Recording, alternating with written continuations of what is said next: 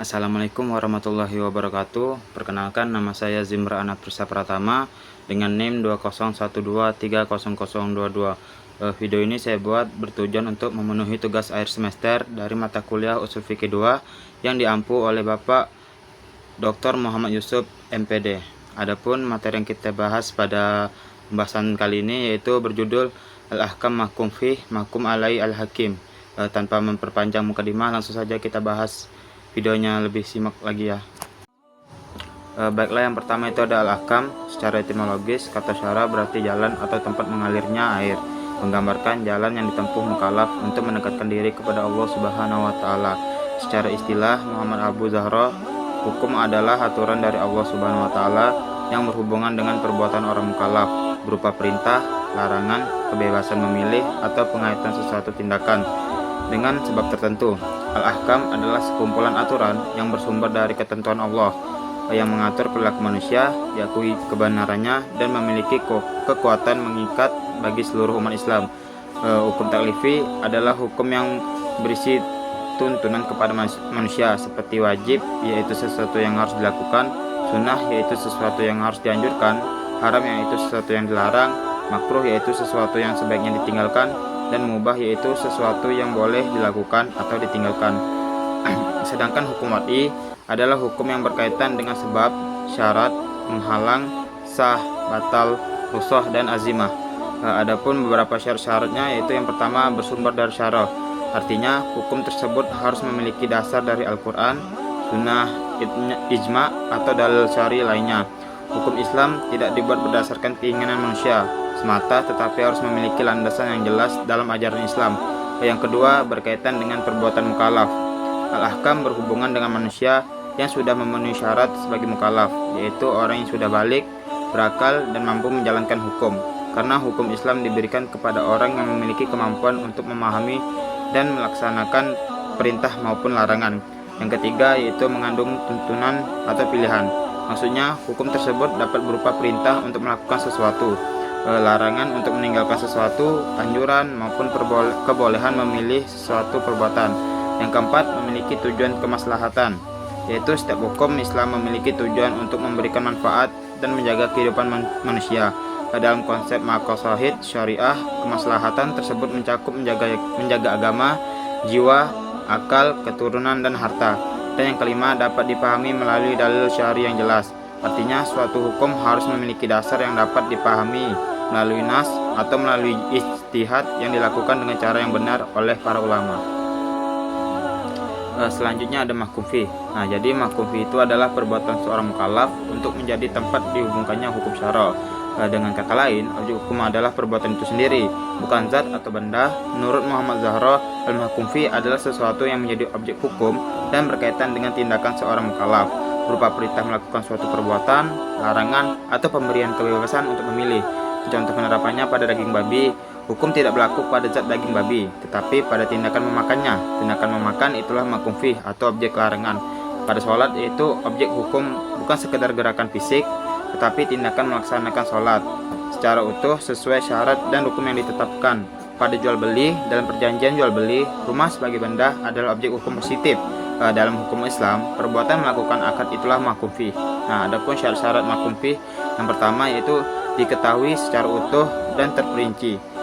Perbuatan harus diketahui secara lengkap oleh mukallaf agar perintah syariat dapat dijalankan secara sempurna.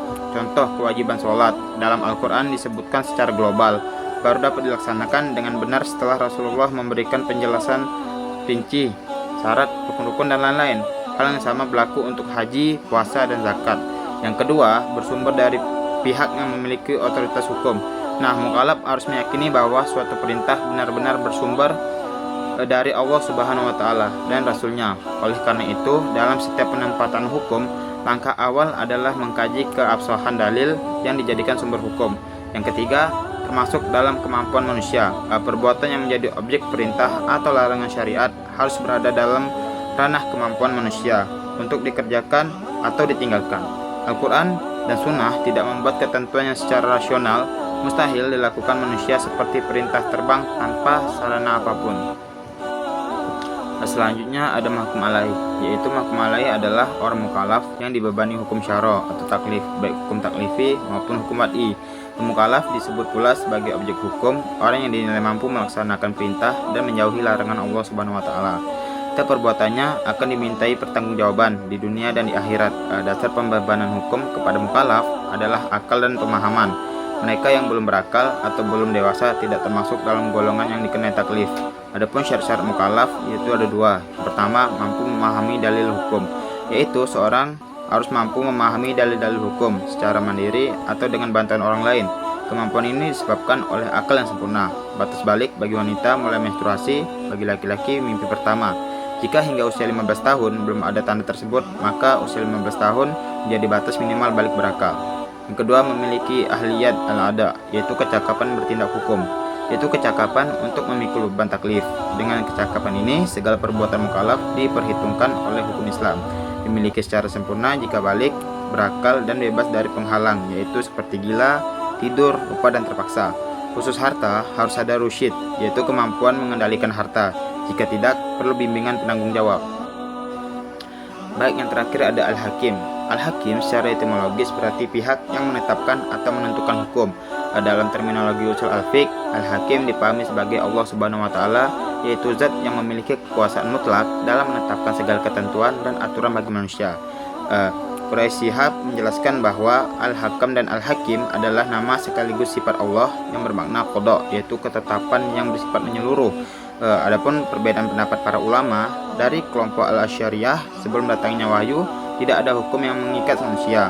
Tindakan manusia belum terkait hukum, tidak ada kewajiban beriman maupun larangan kufur. Adapun pada dalil Quran surah Al-Isra ayat 15 yang berbunyi, kami tidak akan menyiksa hingga kami mengutus seorang rasul. Yang kedua, pandangan dari kelompok Mu'tazilah. Jadi sebelum datangnya wahyu, sumber hukum adalah akal manusia. Akal mampu menilai baik dan buruk sesuatu perbuatan. Perbuatan baik menurut akal mendapatkan pahala, sedangkan perbuatan buruk mendapatkan hukuman. Adapun dari dalil Quran surah Al-Maidah ayat 100 yang berbunyi, tidaklah sama yang buruk dengan yang baik. Selanjutnya ada syarat-syarat menjadi hakim atau al-hakim. Menurut Al-Mawardi, syarat-syarat untuk menjadi hakim atau qadi dalam Islam terbagi menjadi 8 bagian. Yang pertama, laki-laki yang balik, yaitu Al-Mawardi mengharuskan jabatan hakim diisi oleh seorang laki-laki, bukan perempuan yang sudah balik. Yang kedua, berakal, mempunyai akal yang sehat untuk memahami dan menjalankan perintah taklif. Yang ketiga, merdeka, yaitu seorang budak tidak diperkenankan untuk memutuskan perkara hukum. Yang keempat, yaitu Islam. Islam adalah syarat diterimanya kesaksian dalam hukum Islam.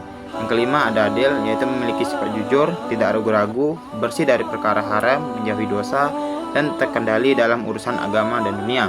Yang keenam, sehat penglihatan dan pendengaran, agar dapat menetapkan keputusan dan membedakan antara terdakwa dan pendakwa. Yang ketujuh, mengetahui hukum syariat, yaitu menguasai ilmu-ilmu dasar hukum syariat beserta cabang-cabangnya. Dan yang kedelapan, mengetahui ijma' ulama, agar dapat memahami dan menavigasi perselisihan di antara para ulama.